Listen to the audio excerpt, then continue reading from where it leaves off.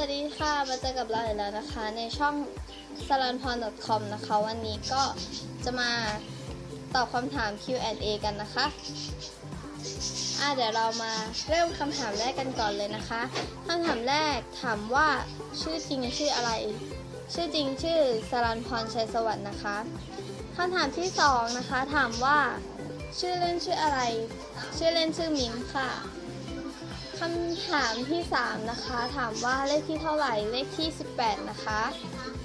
คำถามต่อไปคำถามที่4ถามว่าอยู่ชั้นอะไรนะคะอยู่ชั้นป .5/1 นะคำถามที่5นะคะอยู่โรงเรียนอะไรอยู่โรงเรียนวัดสามัคคีสุทธาวาสนะคะคำถามที่6มีสกุชชี่กี่ชิ้นมีสกุชชี่5ชิ้นนะคะเดี๋ยวจะให้ดูนะนี่นะอยู่ในถุงนี้นะคะมีนิดเดียวนะมีไม่เยอะมากนะคะเดี๋ยวเรามาดูที่ชิ้นแรกกันก่อนชิ้นแรกก็จะเป็นสกุชชี่โฮมเมดนะคะอันนี้ทำเองนะสโลนะแต่ว่าอยู่ในถุงมันไม่สโลนะคะอันที่2สกุชชี่ไม่มีหน้านะคะ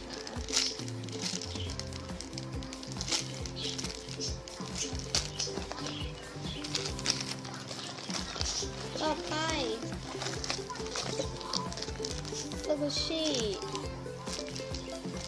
หน้ามึนนะคะเราเรียกมันอย่างนี้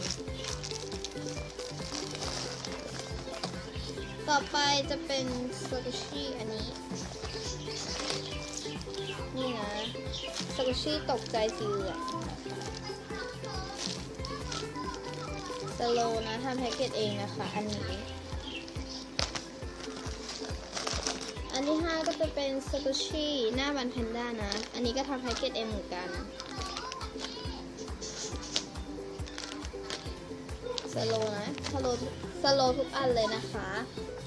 ต่อไปคำถามต่อไปนะถามว่าบ้านอยู่ไหนนะคะบ้านอยู่ที่จรัญสนิทวงศ์85นะคะต่อไปคำถามต่อไปนะถามว่ามีความสุขไหมที่ได้สร้าง YouTube ก็มีความสุขนะคะก็จบไปแล้วนะคะตอบคำถาม Q&A นะก็อย่าลืมไปกด Subscribe ในช่องมิกกี้นุสลาด้วยนะคะเป็นภาษาอังกฤษนะ